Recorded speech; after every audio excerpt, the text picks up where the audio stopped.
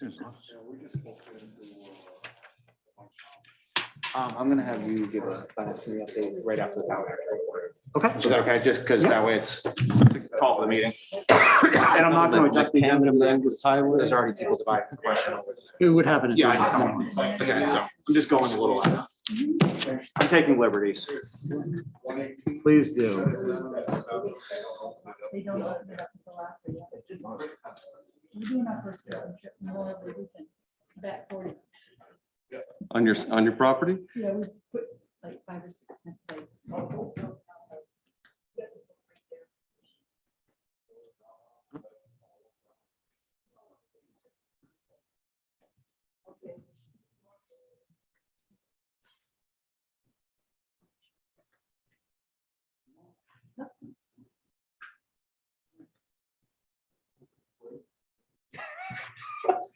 Sputtering away. Started. He's rhyming over there?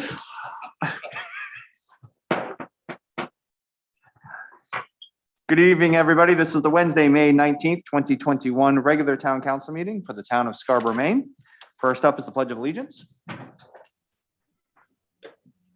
pledge allegiance to the flag of the United States of America and to the republic for which it stands, one nation, under God, indivisible, with liberty and justice for all. Item number 3 is roll call. Tony? Counselor Clucci, Here. Counselor Gleisteen, Here. Counselor Anderson, Here. Katarina, Here. Counselor Johnson, Here. Counselor Hamel, Here. and Chairman Johnson, Here. all present. Thank you. Item number 4 is general public comments. This is general comments for items that are not on the agenda. Seeing none, item number 5 is approval of the minutes for the May 5th, 2021 regular town council meeting. Do I have a motion? So moved. Second. Any discussion? Seeing none, Tony? Counselor Clucci, Yes. Counselor Gleisteen, Yes. Counselor Anderson, Yes. Katarina, Yes. Counselor Johnson, Yes. Counselor Hamel, Yes. and Chairman Johnson. Yes. That's unanimous. Thank you. Thank you. Items number 6, adjustments to the agenda. There are none. Items number 7 are treasurer's warrants. I've signed, I think, everything I need to recently. Item number 8 is the town manager's report. Before I turn it to the town manager, I am going to have Counselor Clucci piggyback on the town manager's report just to give finance an update. I know it's a little bit off the agenda, but I just thought off the top of the meetings are always freshest for everybody and the public. So I just thought it was important. So we'll do town manager's report and then Counselor Clucci. Thank you, Mr. Chairman. Just came from a finance meeting, so I haven't had much time to prepare, but I'll give you a couple of highlights. Staff is meeting Friday this week to review and consider our guidelines related to the pandemic and COVID. Given the governor's lifting of indoor and outdoor restrictions in large part starting this coming Monday, May 24th, I expect we're going to be falling right in line with that. We'll have some conversation around the issue of vaccination and how to deal with the masking requirement. I think we'll probably soften it by a recommendation. But for all intents and purposes, I expect we're going to be back to kind of business as usual, which means we'll be making these public spaces available for outside groups and committees will be getting back together in person. I have heard that a number of committees actually prefer meeting remotely, and that's something we could perhaps talk about, but I don't necessarily see that that's a problem so long as public has access to participate in those proceedings. So in some respects, folks have become very comfortable with that format and would like to stay there. I think it will be the lesser, I say lesser, but the advisory committees as opposed to the formal bodies. But this will evolve as we go forward.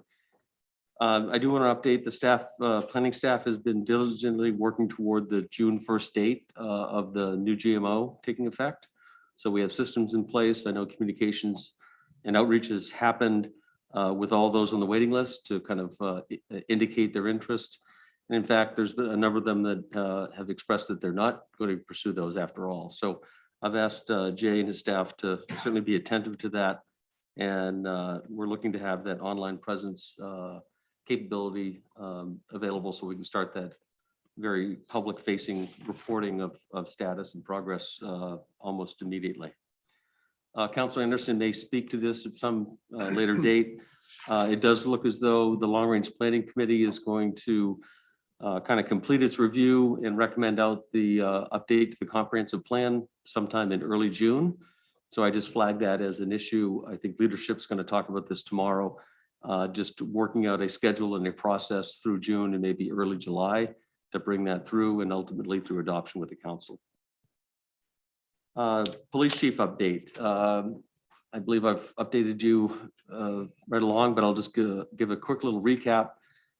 We did have 9 candidates. I was frankly a bit disappointed with the quantity, but what we lost in quantity, we made up in quality. So we actually interviewed 7 of those 9.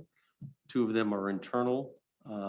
First interviews were conducted last Friday, and there have been 2 names forwarded on to me for further consideration. So we are now making arrangements to move through this next process. There will be some additional rigors. We've going to have I'll call it a writing prompt, but it will be an issue of kind of a topical issue. It'll be an opportunity to dig quite a bit deeper on some of these very important issues. And I think it's good fodder for conversation in the second round interviews. So we are still on track for at least having a replacement to Chief Moulton named before he leaves. There may not be the opportunity for a lengthy transition, if any. Frankly, he's got such a capable command staff. I don't think that's problematic. Both of these folks are gainfully employed in high-level positions, so there'll be some reasonable notice to employers that we need to respect. So very pleased with the progress so far. Chairman Johnson's going to participate in the second round interviews, and very pleased to have his presence. Ad hoc committees continue to meet. Again, perhaps councilors will speak further. Pleased to help continue to support those efforts. It occurs to me that both of them have a June delivery date, and I think both of them are running slightly behind. Though it does appear Charter is going to wrap it. I think they'll wrap up their work quite likely within the stated timeline. Downtown, I think for some very good reasons, might need a little extra time, and hopefully you'll consider that when the request comes. And lastly, Chairman Johnson and I have had a number of discussions with the Prouts Neck Improvement Association. They're actively doing maintenance work on the Cliff Walk. This is an area that sits on private property that's had longstanding public use. There had been concern for some time with the frankly increased usage of the path itself. There's erosion issues that they want to pay attention to. So we're working with them in terms of how we can kind of mutually leverage each other's communication to make sure that we get the proper instructions out to the public in terms of how to access and use the park and path. So those conversations are ongoing, and I'll certainly report things back. But as we speak right now, the trail is closed for public use while they do some maintenance for a couple of weeks. With that, Mr. Chairman, that's my report for this evening. Thank you. Any questions for Tom before I turn it over to Councillor Clucci? Seeing none, again, just a little unorthodox, but I thought it was important considering it's budget season in the beginning of the meeting. Councillor Clucci, would you like to give an update on the budget process? Yeah, so we're entering the home stretch. We just finished our final review session where we went over the capital improvement plan and formalized our recommendations to council, which will be included in the packet on Friday. No major surprises from what we went over last night at the workshop. We're fully expect to beat our directive, which was a lower than 3% mill rate increase on the taxpayer. And there's a chance that we'll beat it by a significant amount depending on what happens with the school general purpose aid. Today's session, we did accelerate one capital improvement project, which related to community services, a facilities master plan project that was slated for FY23. Councillor Anderson and really all of us agreed that it's important to take that on sooner rather than later, given the growth that we've experienced, that we understand where our opportunities are, and especially with the growth that we've seen and access to natural resources. So that was one of the changes that could be funded through impact fees, so there's no bottom line impact. There was a reduction in one of the capital street sweeper for Public Works. Those are the only major changes coming out of today. We had set a goal at first reading of identifying $3.4 million of reductions, either reductions in expenditures or increased revenue opportunities. We hit 3.568 as of today. So I think accomplished what we were charged to do, and look forward to coming to second reading next week on Wednesday. Thank you. If I could just tag on that, there's two projects in CIP that I think do deserve some additional attention for the council's benefit and the public. Those being the turf project, that's kind of gone very quietly through this process. The intent, I believe, is to have this on the November ballot. I think leading up to that, we need to kind of reintroduce this to all of us, including the public. So that's one. The other one would be Herd Park. That's certainly an area that we heard and understand that we need to do some additional work for both council and the public, and certainly intend to do that before it ever comes before the voters. Thank you. And just so the public knows, the second reading is a special town council meeting, which will be next Wednesday at 6 p.m. It's at 6 p.m. There'll be one agenda item. Yeah. And that will be the second reading of the budget. Any Councilor Hamel? Quick process question. So on the topic of the two capital projects that will likely have to go for voter approval, are we going to discuss that now, or is that later in the agenda? I think it's fair to maybe discuss it briefly, just Okay. again, just because it's the top of the meeting and I want more eyeballs on it. So Great. There is a third, just so you know, there's a fire truck as well. Yeah. So there's three items. that, Okay, so could three go to items. budget. So, our current rules in place are for items over $400,000 need to go to the voters for on the ballot in November. I know we've had discussions about those items so far, but there was a request that we make sure to have a workshop prior to when that decision needs to be made, which I believe is an August date. So I just want to reassure the public that, we will have a workshop where there will be an opportunity to ask detailed questions about those that are up for being placed on the ballot, and that has not been approved yet. This is a recommendation, but the final approval would be in August following those workshops. Yeah, I think one nuance is they would be included in the budget that we would approve, but then we turn around in August and approve them to be on the ballot. So we almost vote on these things twice. So but yeah. I think Kate explained it pretty well. So with the turf and track, for example, right? She came up with the budget number for this stage of approval.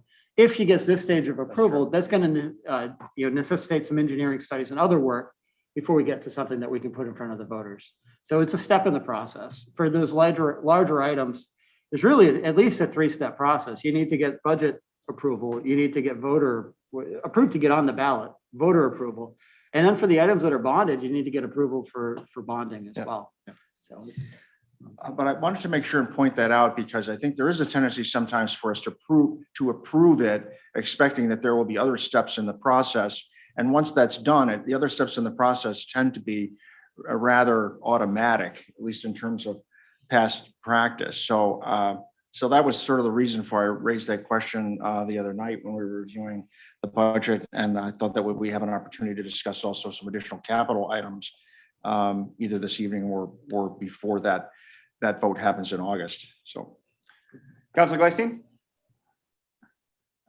Yeah, so to that point, Don, there is another opportunity next week to make an amendment if there's something that somebody wants to remove from the budget. Obviously, at the second reading, right? There would be an opportunity then. At the second reading, I think, if you didn't have a chance to see the Finance Committee, part of the reason we looked at moving the master plan forward is because of, I do have some concerns, especially after you said the other night, we're losing 30 parking places. So I do have some concerns about, looking at all the venues and then, starting to think about what we do with Herd Park as part of a bigger picture. That being said, I know a lot of work has already been done on it and all of that. So I'm not staking out a position here, but there is an opportunity for us to say, this may not be the best year to put this forward.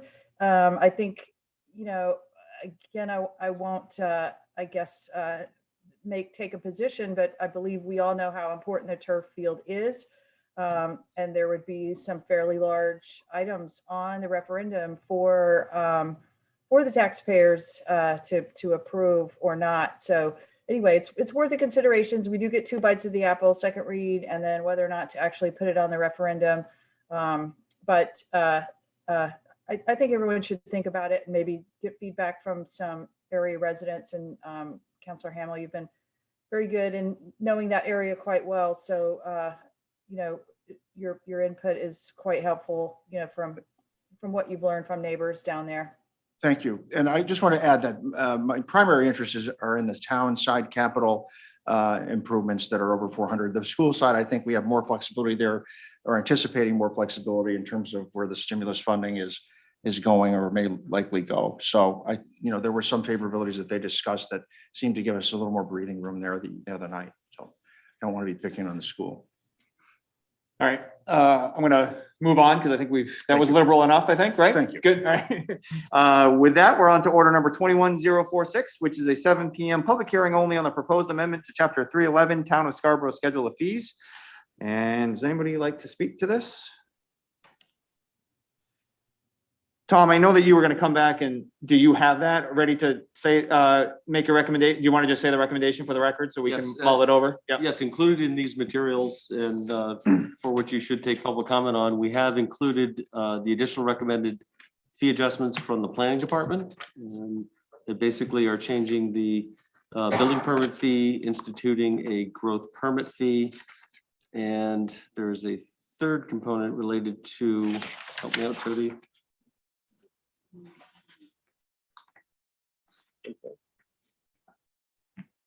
I thought it had to do with the road. Forgive me. It's a very, yeah, inspection for private road, private way construction. It's a very small amount. The total estimated increase in revenues associated with these fee changes is about 133,000. Those monies have been included in the work and the recommendation coming forward from Finance Committee at this point. Okay, I'll leave it at that just because it's public comment, but we do all now have the defined fees to consider for second reading when this comes back up. Thank you, Tom. Mhm. I do not see any public comment. So with that, I'm going to do a order number 21048. It is a public hearing and action on the request for a special amusement permit from the following businesses: the American Legion Libby Mitchell Post 76, located at 40 Mason Libby Road; Bailey's Campground, located at 275 Pine Point Road; Beach Ridge Barn LLC, located at 21 Beach Ridge Road; Black Point Inn, located at 510 Black Point Road; Clam Bake, located at 354 Pine Point Road; Cowbell, located at 185 US Route 1; Dunstan Tap and Table, located at 6 Stewart Drive; Clarity's Family Farm Incorporated, located at 123 Payne Road; Higgins Beach Inn, located at 34 Ocean Ave; the Loyal Order of the Moose, located at 19 Spring Street; and None Such River Brewing, located at 21 Gorham Road. I'm going to take public hearing. I believe there will be a motion to divide this question. So in other words, we can take up some of these individually. But before I do that, it is a public hearing first. So anybody in the audience like to speak to any of those special amusement permits? Go ahead and raise your hand. Ms. Curry, you are up.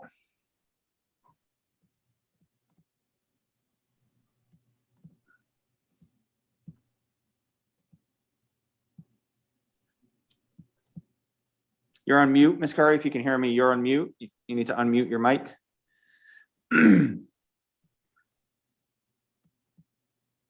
Bottom left-hand corner, I believe. Does that do it? That's good. We can hear you. Yep. Can you just Okay. state your name and your address first, please? All right, I'm Shirley Curry, and I live at 91 Muzzy Road. And I'm concerned about the None Such Brewing. I'd like to know, I don't know whether I'm for it or against it. I'd like to know more about it. I'd like to know what they are really asking for.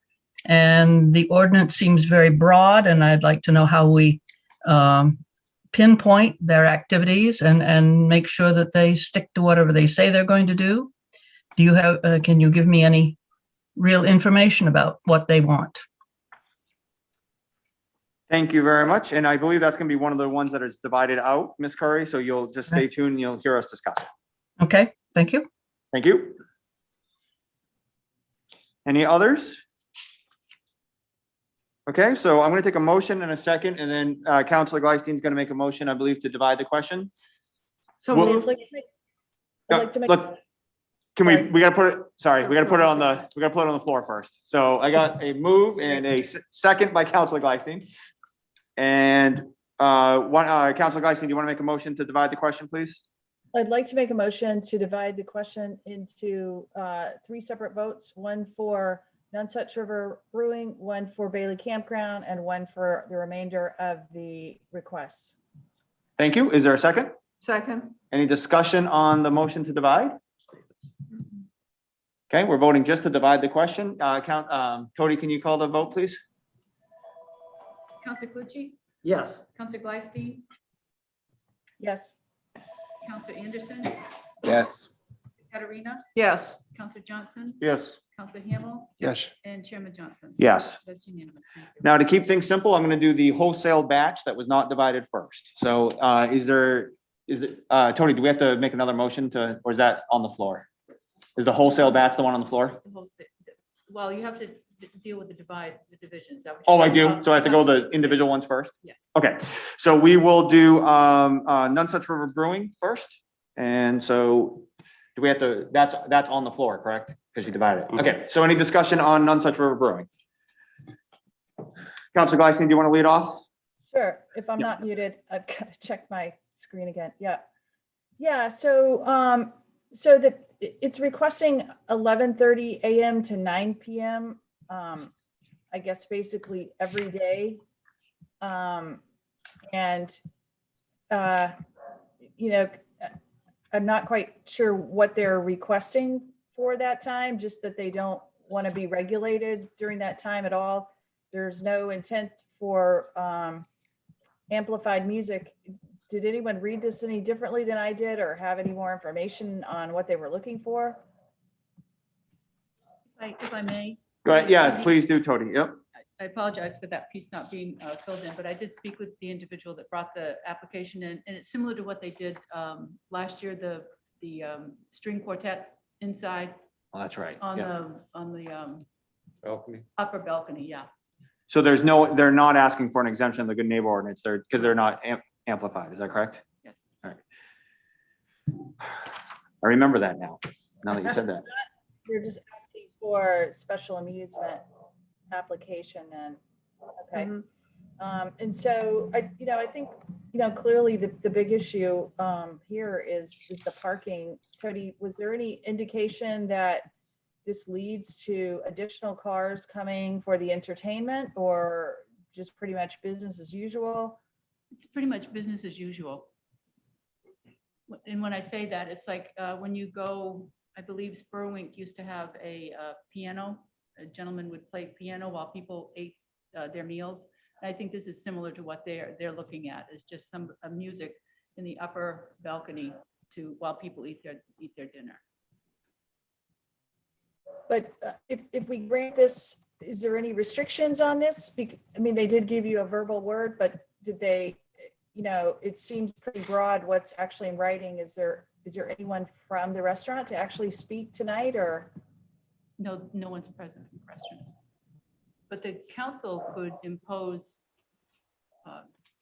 conditions on their license if they so choose. Tony, can you So bring your mic based just a on little what they closer? listed, Sorry. The string quartet on the outer balcony? It's inside. It's not the outside balcony. It's Oh, inside. inside. Yeah. Yeah, so we could limit it to what they've verbally told You you could is what, You could limit it to non-amplified music. okay. Isn't it already limited to non-amplified because it? Yeah. They didn't check it. Yeah, they did. But we you could either bel- we say could- yes or no. We could belt and suspenders it and just say Yeah. it just to make sure Correct. to steal Right. it. Also indicate indoor. Yes. And indicate indoor, yeah, that's what I was thinking, Tom, thanks. Betsy, do you want to go ahead and just make the motion to add that? Or do we want other people to speak to it? Or Councilor Johnson? Anybody else want to speak to it or?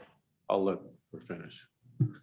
Let's finish the discussion. I'm sorry, and then we'll loop back. Councilor Johnson? I was just wondering, this is not a new request from This None is Such not a new River. request. That's Okay, correct. and They've had one before. They have had one before, and Yes. it is indoors, Yes, okay, and it's non-amplified. correct. Right, I have no issue with that. Thank you. And I believe, Tony, you shared this. There's been no complaints or, The only one that we Yes, did have, this is the only one, it was from John Pooler, and he owns a house that if you're headed out 114, it's the second house, it's the gray house on the right, just before you Yeah. turn right towards Walmart. And he was not in favor. Correct, that's the further side. Yeah, Mhm. this side. What was his concern, noise or traffic? I seem think to it was more for traffic. Yeah. Yeah. It's the parking because there's not ample parking. And so I guess, it doesn't sound like these are really events to draw people in, but more background music. I would be concerned about an event, that was publicized to say, hey, this group is going to be here on this day. So, I would be concerned about that because there's already not enough parking there and it is a very dangerous parking situation on Route 114. People cross, you can't see them at night. It's just going to pick up. I mean, we kind of got a year reprieve from it, which was not good for the restaurant or anybody there. It's a great restaurant because of COVID, but that parking is a real concern. Counselor Caterina? Yeah, parking was a concern from day one there. Because I was Right. on the council when we worked on that, and I did manage to get us to not allow for parking in front of the house that's across the street and then down around the bend because of the view. To be honest with you, there's not a lot of parking available on the street even there. So, even if they drew in a crowd, I don't know where the heck they'd go. They'd have to come down to my house and walk 2 miles to go down, I guess. I but- thought you offered a free shuttle. Oh, I suppose I could do that too, but anyway. But I shouldn't blame, I'm not gonna say blame, but the planning board didn't do the best job, let's put it that way, in my opinion, with parking, but it is what it is, so. Jean Marie, can I ask you a question? Do you know if, because when they first opened, they had valet parking because it was clear that Right. was going to be an issue. Do you know, was that a requirement for them? No, they Okay. did it to be good neighbors, to do the right thing. The original plan was they thought they were gonna get parking at the church that's around the corner, the Baptist church there. And they were gonna pay for it, but the Baptist church didn't take them up on it. And I know some of the people at the Baptist church and they just didn't want to be helping out a bar, I guess. So anyway. There's a So- whole story behind the parking. So I feel like we're going in a specific direction. So I guess, would somebody like to make a motion just to put restrictions for inside only, non-amplified, even though I don't think it's necessary, but I think it will help bind them to their word. So moved. Okay. and Second. Second, any discussion on that Mm-mm. restriction?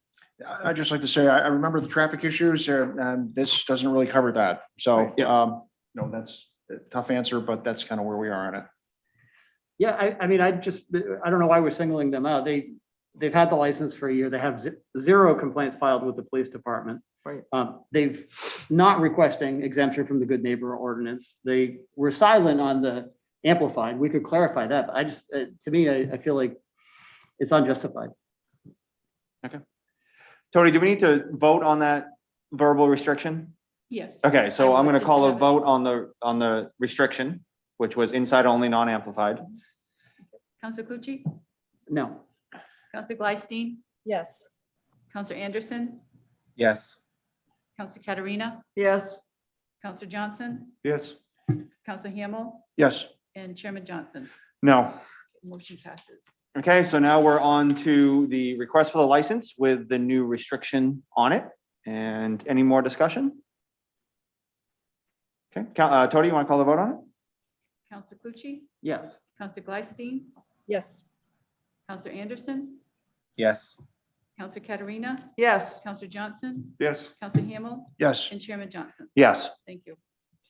Okay, with that, Ms. Curry, typically we don't do public comment afterwards, but since you're one of the only ones joining us this evening, is there something you would like to add before we move on?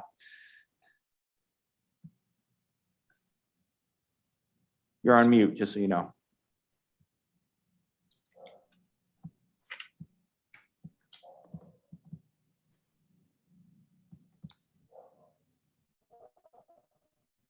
Okay, I need to move on, so I'm going to move on. With that, we are now on to the Bailey's Campground request and discussion on Bailey's Campground. Counselor Johnson. Not sure where to begin. I've received quite a few calls from folks that live down there that are really not pleased with what's going on at Bailey's.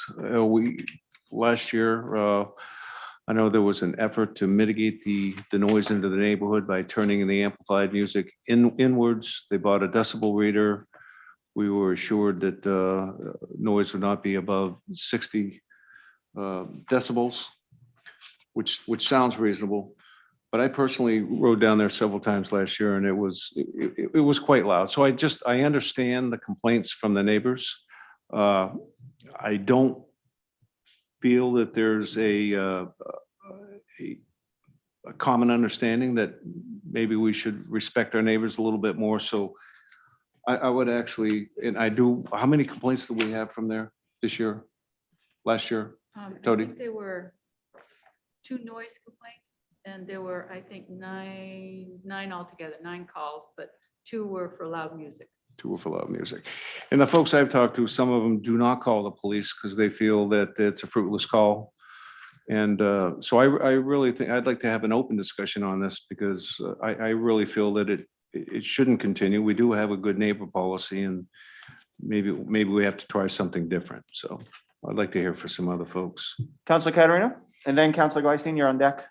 Yeah, I've been on the council since 2013, and I think that there've been issues just about every year I've been on the council of one type of or another of excess noise, not following the good neighbor ordinance, just various other issues. And then last year we did attempt to work with Bailey's, but I'm very frustrated with the situation.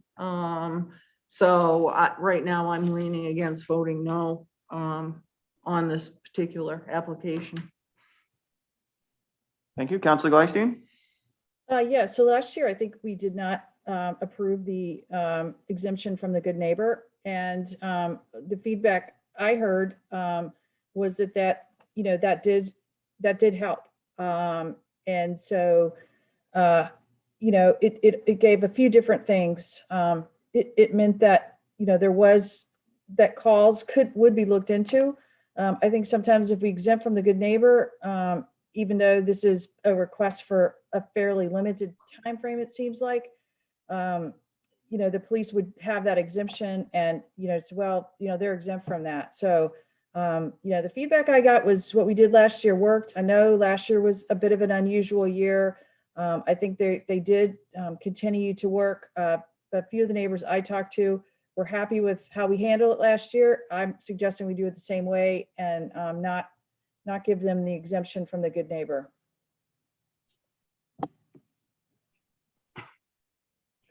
Counselor, I'm sorry, I'm looking something up. No, it's relevant. You want to turn your mic on? Yep, Counselor thanks. Hamel, sorry. Thank you. Tom, can you tell us a little bit about the zoning for the campground? Their SPD zone, is that right? I don't know if I have the right map up here, but. Yeah, I'm afraid I'm not in a position to, I just don't know off the top of my head. I beg your pardon. So the reason I mentioned that is that some of the folks that I've talked to, and I had conversations along with a couple other counselors with the Baileys last year, and I thought we had the power of COVID behind us then, and I think there were some moderate efforts to address the problem, but it doesn't sound like that's really improved or eliminated the problem. But a couple of comments people made that were fairly consistent were that it's not really a campground. It's more like an amusement park. It's quite loud. And it's not just every now and again. It's every day. So I'm not in favor of approving this permit as it's submitted, and line up with the other counselors on that. Any others? Counselor Clucci? Yeah, I like Councilor Geislin's suggestion to not exempt them from the good neighbor ordinance. When I read the application, their rationale was that they've been having live entertainment for the past 38 years, so I think they're presuming that they're grandfathered to some extent. And I just don't see it that way. It's a huge property. There's plenty of opportunity to shield the noise from the neighbors. They should be taking proactive measures to do so. But at the same time, they got to run a business. So I think that's a logical step is just making it clear you're not exempt from the good neighbor ordinance. And if we need to clarify the good neighbor ordinance, or if there's an enforcement issue, then, that's another path that we need to start down. Counselor Katarina? I mean, I hate to go in the past is past and, whatever, we got to start from here, but the past has been that police had been called, there were neighbors were concerned, and I got some calls too regarding this that I forgot to mention when I spoke previously, from folks who were like, please don't allow particularly for the amplified music that it doesn't stop at the boundary of the property. And you can say, okay, you're not exempt from good neighbor, but we've said that before to them in so many words, and it hasn't done a darn blessed thing. So, I just think it's been an ongoing issue. And then when I looked at the sheet that we asked for, regarding how many times the police and whatever have been called, regardless of what it is, compared with other people who are looking for this licensing, theirs was 3-4 times. Most of them had none, 0, zip, no calls, no complaints, nothing. So I have a concern. I just have a concern. It's an ongoing concern, and and again, I've felt like, we've sort of, the attitude is we've been here 38 years and who are you to tell us? But that's my sense from being on this council since 2013. Town Manager Hall? Yes, I just want to clarify, and this is by no means in defense of the applicant, but just it's a matter of scale.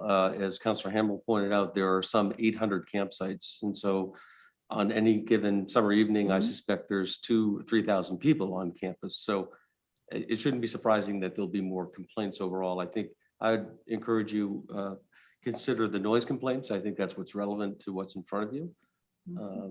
So just want to clarify that. So I think in theory, so I don't think we can, to me, the only option we have is to not exempt them from the good neighbor, right? We have to essentially approve the special amusement, but we can say to them, you're not exempt from the good neighbor ordinance. But that's I agree with Councilor Katarina. From what I can tell last year, that didn't get us anywhere. I remember Councilor Gleisten, I thought the initial reaction was good. I have a very good friend that lives on Ross Road. I get live text updates all summer long, and I was distracted for a second because I was looking up our text chain. There's no doubt in my mind that music went on well beyond 9 o'clock, sometimes pushing 10.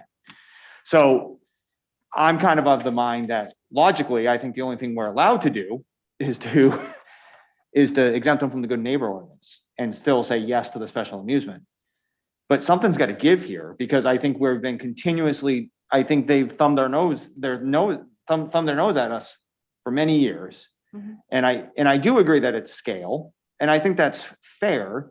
But I also think that, I believe 5 of the calls were domestic violence calls. I believe is that correct, Tony? I want to make sure I'm not misquoting that. 5 of the calls were domestic violence. There were, yes, 4. 4 calls were domestic violence. I believe it also says there's an inordinate amount of 911 calls from that place with hangups. Is that correct? That's correct. And are we sending people to every one of those 911 calls? Yeah, okay. So now we also have our town resources being wasted here, right? I think what's been created, which God love them, because God knows I'd like to go to it, is by and large an atmosphere of music and alcohol and everything in between. And that's what we have. And so this goes a little bit beyond the special amusement permit for me. I don't know what's at our disposal, but I certainly haven't had the impression that there's been any enforcement.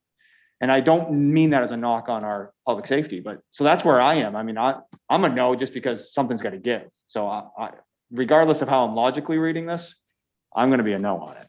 But Councilor Caterina? Yeah, I just have a question for either Tony or Tom. And could you explain first what we mean by special amusement? And I know that I talked to Ken Johnson regarding the state on this. I think you can say no if they are in violation of local ordinances, but I'm not a lawyer and I'm not. Yes, you can. And that's what the council did last year, was deny them the permit, and they have a right to appeal, which they did. Right. And that's when the council implemented that they were not going to be exempt from the Good Neighbors Ordinance. So we've already gone that road. Right. And we'll probably go down that road again because they have the right to appeal. So if we say no tonight, they will appeal and we'll do it again. And then what happens? if Yeah, they but can we continue to do just say no, infractions? no, even after the appeal? Then they would have, I believe, the next step would be to go to. Well, yeah, they can always get a lawyer. But there's no penalty that can be enforced for violating? Yes, there is. Yeah, So there can we is. talk about that for a minute? Yep. Okay. Before we, Council Anderson, do you have something to add before we transit? Okay. I've got the ordinance up. right Yeah, here. and The Good Neighbor ordinance is first offense, $50, second, 100, third, 200, fourth, and all subsequent are 500. So if they comply with or if we keep the Good Neighbor ordinance in there, then we would expect the complaints to be cited. That's what I would think. And if last year was any indication, they'd be in $500 land for the penalties for each one and each subsequent one. have they ever been, have they ever paid a dime in violation of the Good Neighbor Ordinance? No, this Okay. Good Neighbor ordinance was passed in 2017. so- Okay, so okay. no. Council, I'm sorry. Yeah, no, that's where I was Yeah, going. yeah. That's what the good neighbor ordinance says, but our police department hasn't found them in violation That's not It's by minor, or we have. So we have issued fines. No. No, No, we we have haven't not issued- found them in violation, and therefore no fines have been levied. Okay, so that, right. I thought that's what I was trying to say, was that technically they haven't violated the ordinance according to our police department. According to neighbors, they have. Yeah, well, because by the time the police show up, it's been turned down or whatever. Yeah. So, So Tom, So let's go Councilor Johnson and Councilor Glycine. I'm not sure what constitutes a violation of the Good Neighbor ordinance. To me, a mere call that you're violating my right and believe me, anybody that drives by there understands that if somebody calls for noise, they're not imagining it. Okay, so a mere call should be a violation. That's the way I look at it. So Tom, do we have an officer that could come in and explain what the process is to arrive at a site of a complaint, and then the process of determining whether there was a violation or not? Because that would help me understand what goes on. Yeah, Lieutenant Barker's here. Lieutenant Barker, I'm going to pull you in. Do you want to, I don't know if you want to be on camera or not, so I'm just gonna, you're going to be voice only, Mr. Barker. Good evening. We can hear you. Thank you, sir. Hi, thanks for having me. I've been following the conversation. And if I can weigh in on Councilor Johnson's question in reference to that. In the past, when we've received phone calls in reference to the noise complaint down there, what our officers will do is they'll go to the respondent's address and kind of listen for themselves and see how loud that music might be. If they determine that it's not within the ordinance times, which I say unfortunately on the weekend, it is a little bit later when generally that's when we get the complaints. Under the Good Neighbor ordinance, they're allowed to have that music up until 10 o'clock at night on Friday and Saturday nights. So generally they're not within violation. That doesn't mean that we don't go to Bailey's Campground and talk to representatives from the campground to see if there's anything they can do and make them aware of the complaint. And generally they do shut down within their time period that they're allowed. Okay, so I'm confusing. So if we don't exempt them from the good neighbor, they don't have till 10 o'clock. Is that correct? And I That's how think that, would understand. so, and that's where I think the rub is. So they were not exempt last year. So they had to abide by the good neighbor Right. ordinance, which I believe the good neighbor ordinance says no amplified music, period. Right.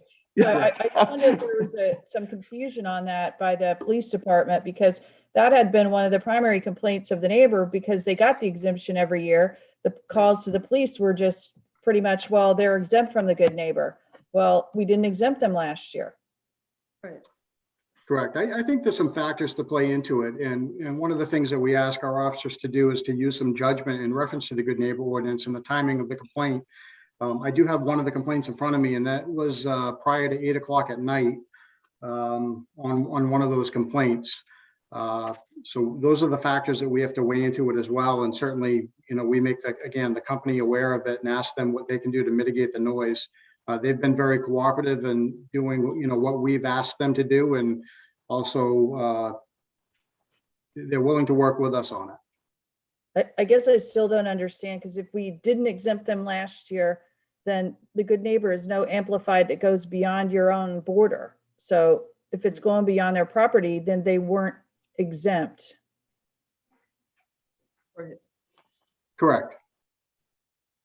So I'm And not sure that where was- the judgment comes in, on that particular factor. I mean, it's great to work with them, but if the amplified music is leaving their boundary. Then they would be in violation of that good neighbor ordinance, correct? So it sounds like if there's going to be anything to move the needle, it would be, not approving the exemption or the permit and enforcing the good neighbor ordinance.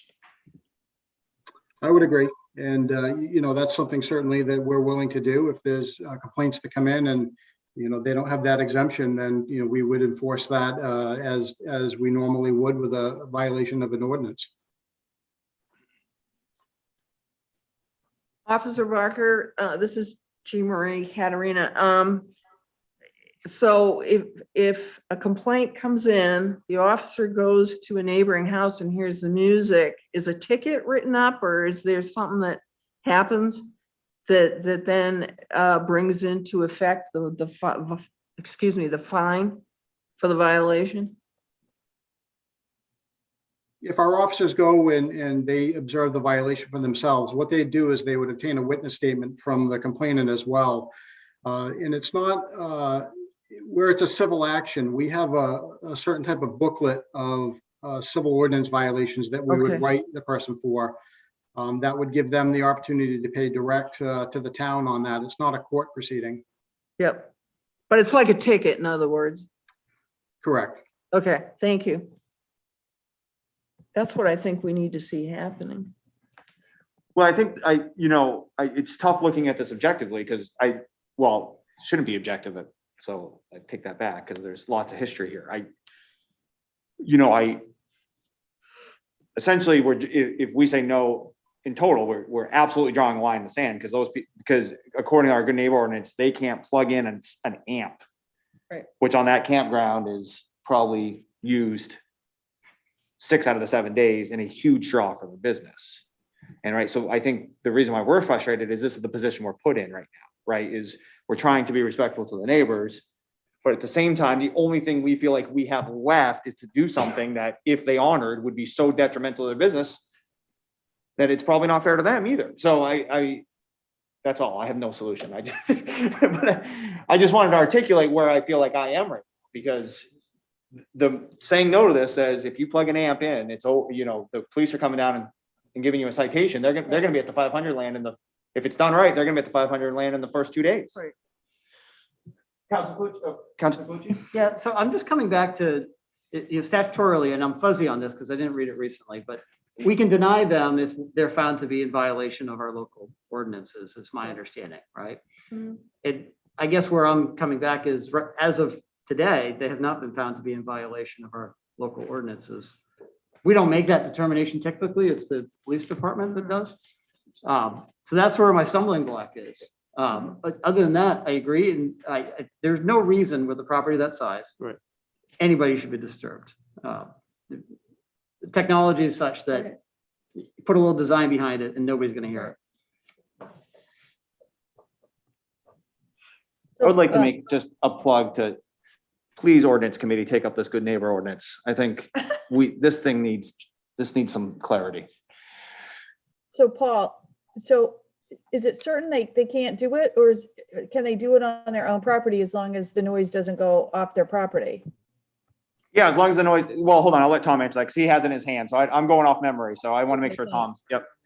Yeah, the standard is audible within a minimum of 200 feet from the source of the noise. So theoretically, it could happen in the interior of the property and not be audible and therefore not a violation. So it's not exactly Okay. right to say no amplified. The measurement is at a certain distance from the noise source. Okay, yeah, and presumably if people are not hearing the noise off the property, even if it's more than 200 feet on their own property, there's not going to be calls, so.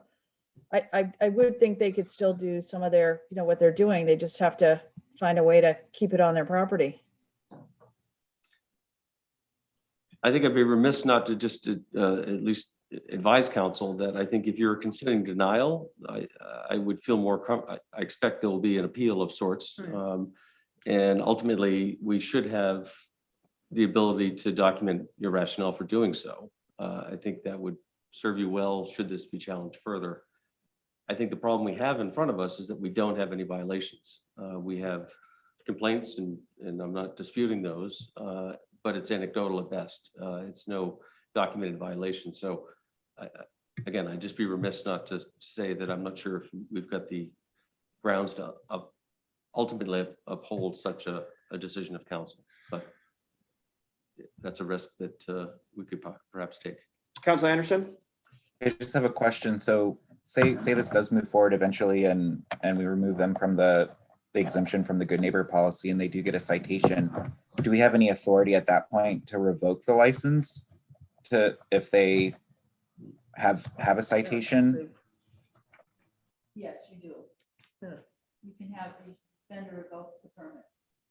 And the council has that right. That's another option we would have, I guess, if we move this forward and they continue to make violations. Councilor Glycian and then Councilor Hamel? Yeah, so I guess I'm still not clear. So I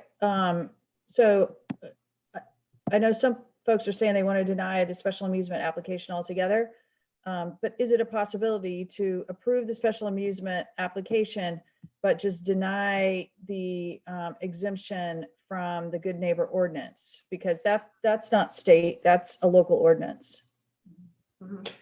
That's precisely what we did last year, if I'm not mistaken. Yes. Yeah. That is what we- So I'd just like to use a personal example here. So, I live in Pine Point and it's pretty busy in the summer. There are more and more folks with Airbnbs and party houses and that sort of thing. I'm predicting a very busy and noisy summer. But I made a couple of copies of these good neighbor ordinances last summer, and we had a couple of neighbors that were pretty noisy folks that were in and out just for a week. So I trotted over there and I didn't show a badge or anything or, refer to my high office. And it was really good enough for them to kind of take the message and, move the party or tone it down. And there was no need to call anybody. It's quite clear that doesn't work at Bailey's, okay? That approach, we've gone farther than that. Yes. And that approach is not working. So something that's missing here is either the residents are crazy, irritable people, or the folks at Bailey's are just sort of talking to us, but really not heeding what we're asking them to help us with. So I don't think we can not do anything. I think we need to do something so that there will be a change this season. Councilor Johnson, I'm going to put you on the spot, so I apologize, but you toured the facility last year when this very issue came up, correct? That is correct. And in the owner of Bailey's Campground took it upon themselves to make the state law mask mandate optional, correct? That's correct. Okay, so the behavior you witnessed firsthand was a disregard for the state law in the middle of a global pandemic. I don't know. I just put my lawyer hat on. You see what I just did there? I was there too. Neither of us had a badge or But credentials. it was, yeah, and I'll tell you, the folks, a lot of the folks that were there were happy to be there. Sure, no, absolutely. Right, It was a right. mask optional campground. Yeah. Everybody was very respectful with Council Hamel and I. We wore our masks. We did do the tour. You get back to John Cucci's comment, that's a large piece of property. We rode that golf cart about 10 minutes to get to the other end. There are plenty of places to have live music Right. where neighbors would not hear it. So there are options. I can understand the situation when there are no options, then you try to really balance it out somewhere. But there are options. So just to further that, again, from the people I've heard, they don't call the police, and it's not a reflection on the police. They don't call the police because nothing happens. Right. But what I just heard from the officer too is that we take a report from, I'd almost like to see the report because people don't like trouble. They don't want to cause trouble. They want to pick the phone up and have the problem resolved, you know, but if I'm signing over my firstborn to file a complaint about somebody, then I'm gonna back off on that. So I'd like to take a look at that someday. And I'm really looking forward to doing some tours with the police to go down on that, but. Counselor Gleason? Well, I may not do this correctly, and I'm not trying to cut off debate, but I'm looking to try to move the question that we approve the special amusement application, but deny the exemption from the Good Neighbor ordinance. So is that something that can be done? Yeah, don't ask, just do it. Is there a second?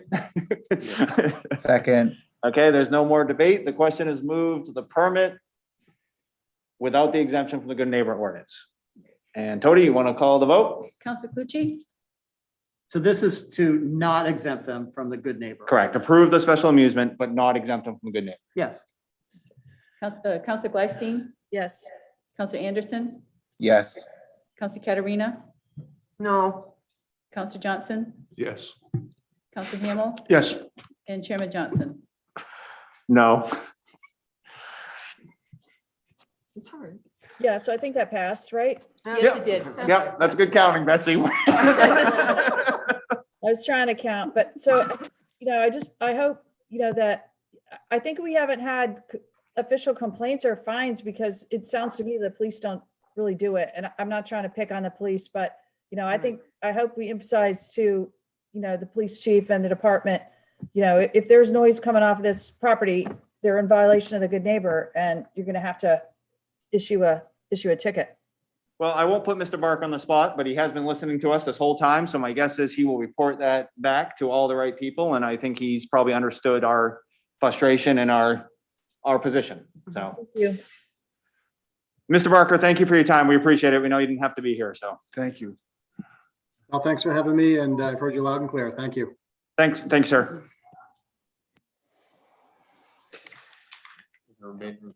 Yep. And the remainder of the permits, Tony, would you like to call the question, call the vote?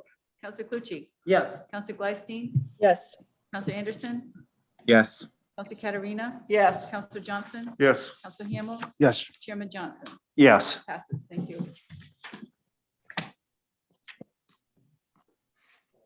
Okay, with that, we are on to order number 21049, which is a public hearing and action on a request for a massage therapist license from Christy Willett.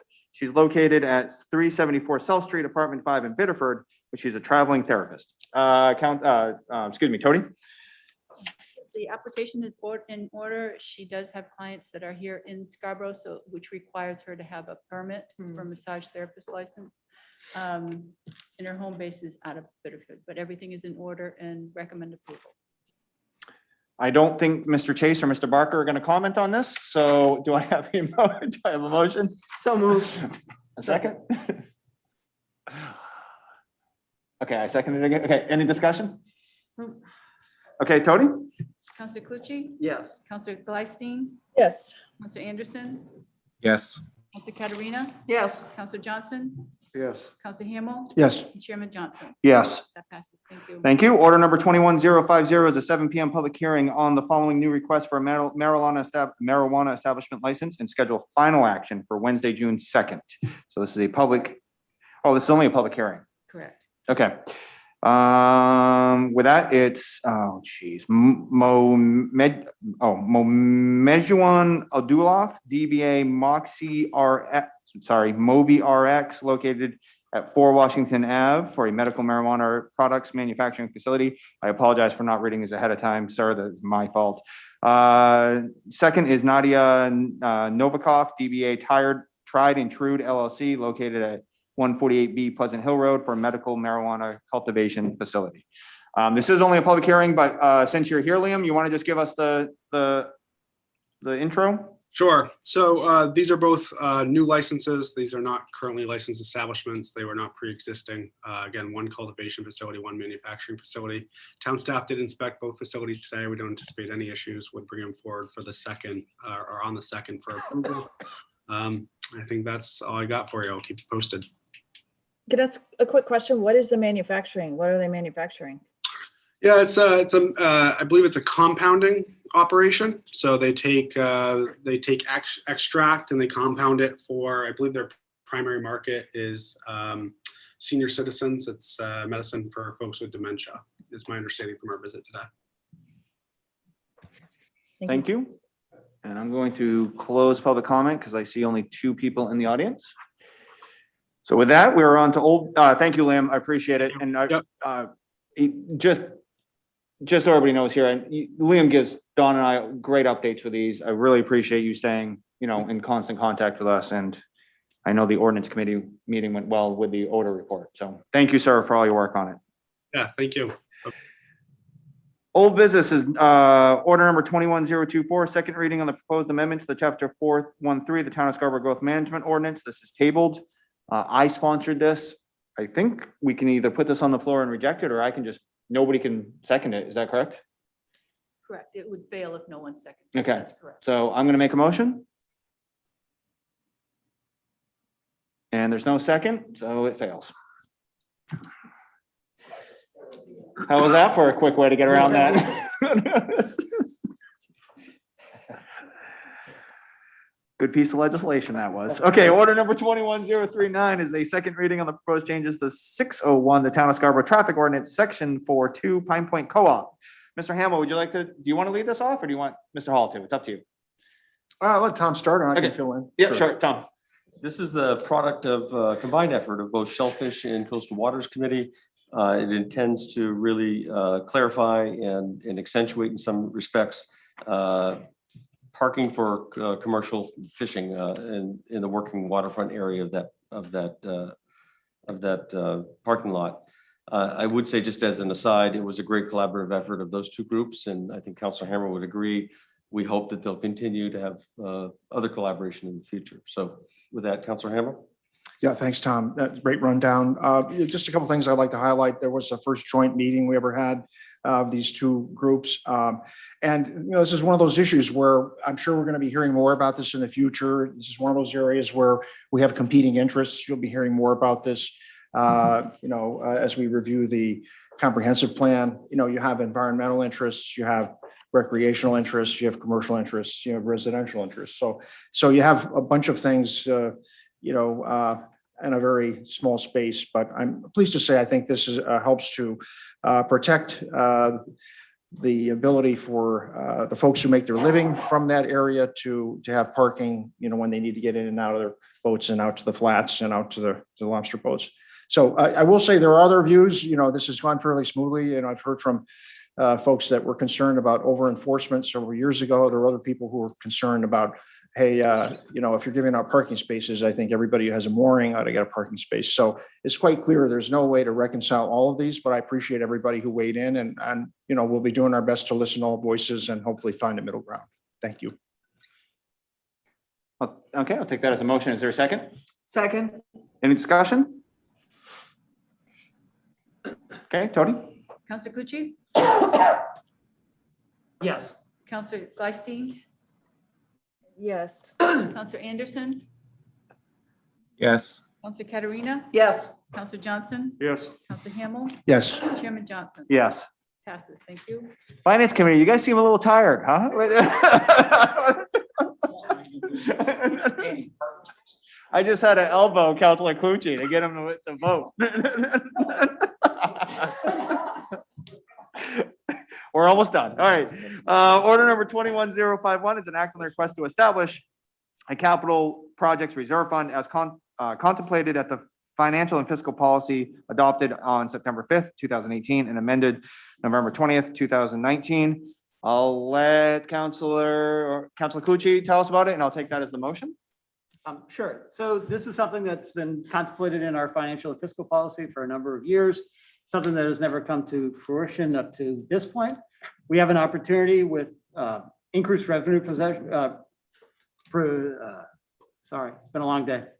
Anyways, the state's expecting more sales and income than we had anticipated. So we expect, well, actually, this is people buying cars, right? So excise tax revenues for this year are far exceeding plan by at least 700,000. So what the town manager and I are proposing is that we use that money to establish a capital reserve account that can be used to fund, in particularly this year, soft costs on capital projects that could then be reimbursed or replenished in the fund as those projects come to fruition and are able to be bonded. I did my best there. I strongly support it. I'm glad we're finally able to take it on.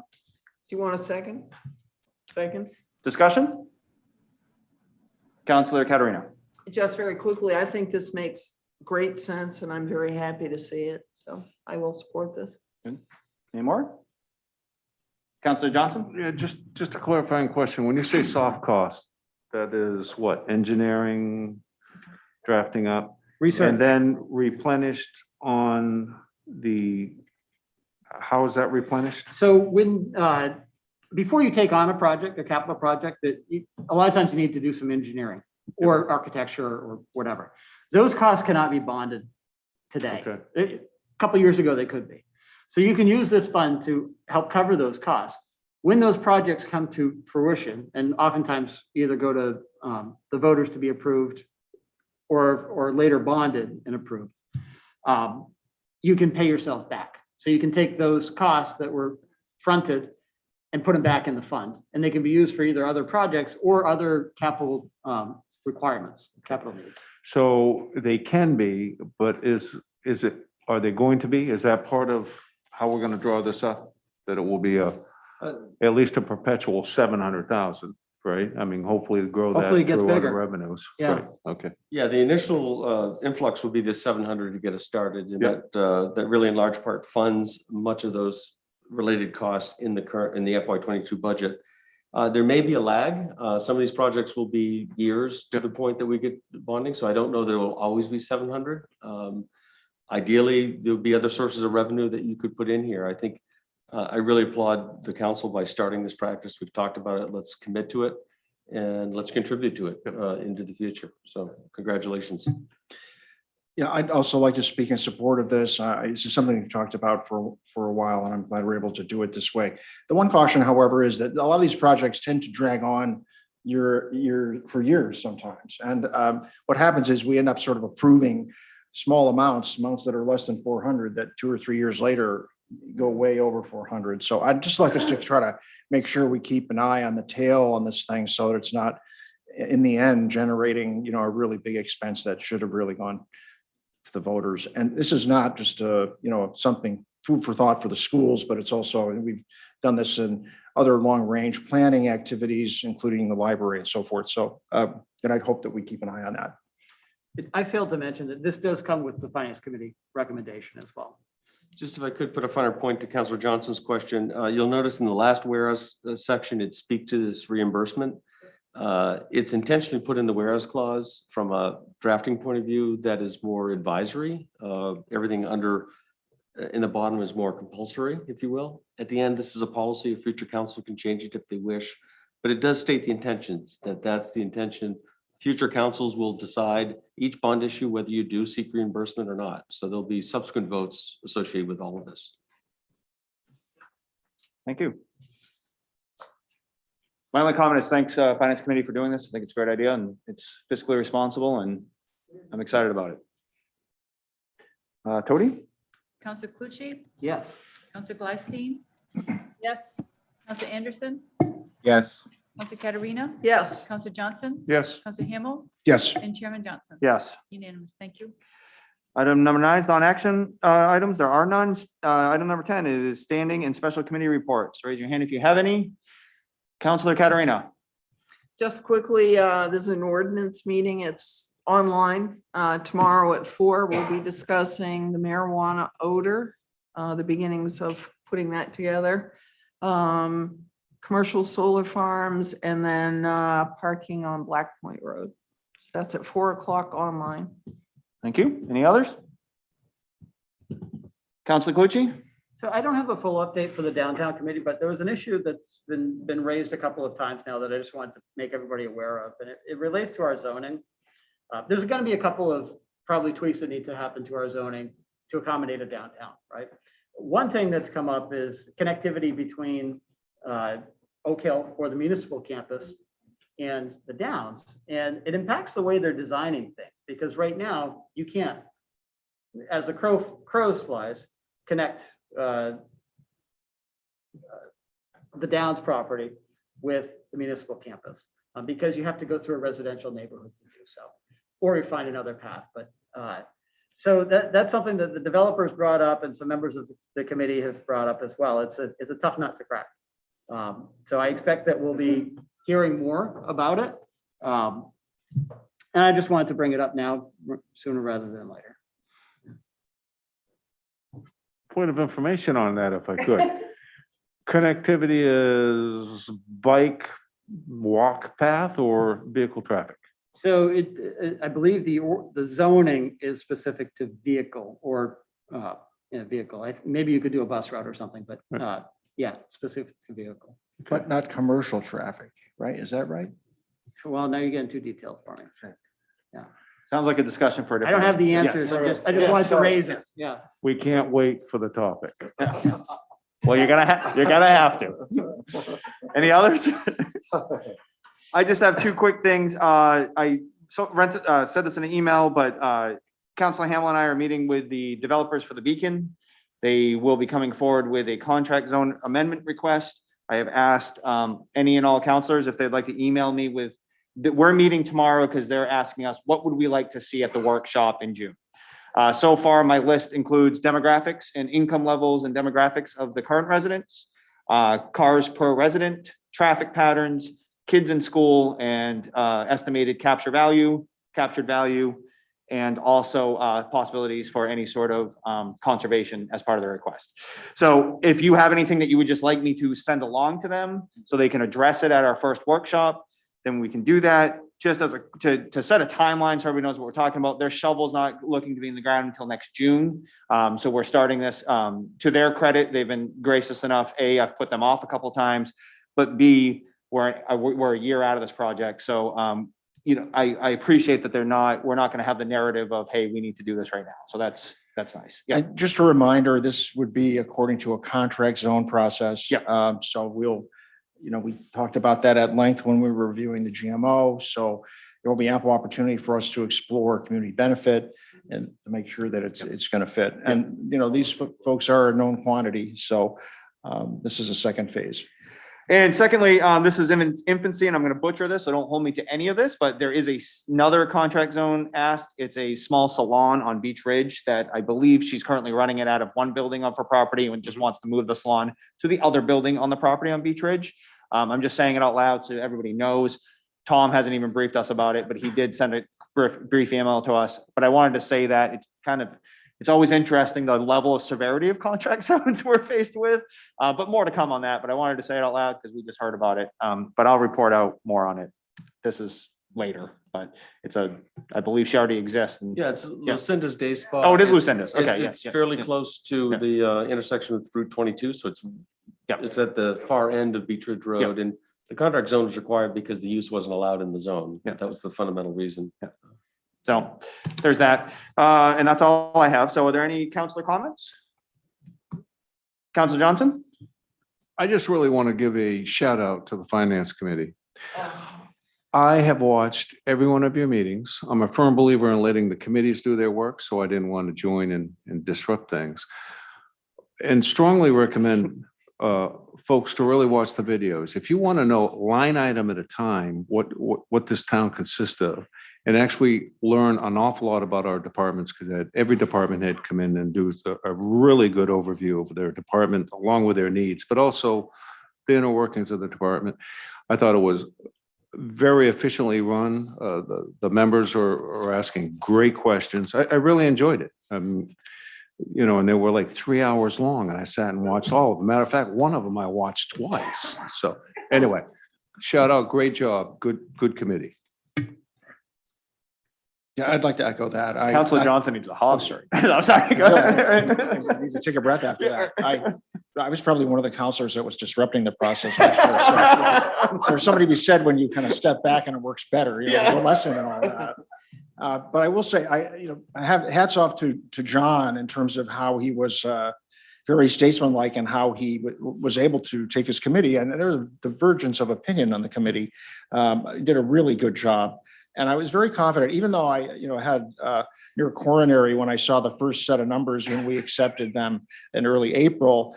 He was reassuring throughout that this is the beginning of the process, and was confident that we would end up in a place that would meet or exceed the goal we had set as a town council, and one that we've been successful in hitting pretty much several years in a row. So very, very good job, John, Betsy, and John. Thank you.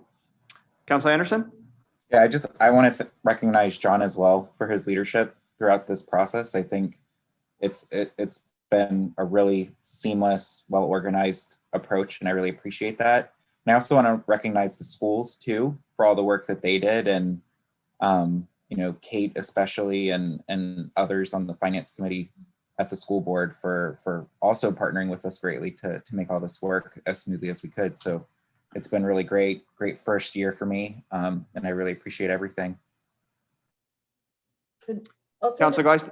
I said at the finance committee, which was, we wouldn't be in the position we're in right now if it weren't for the work and the professionalism of Tom and the staff through the challenging times.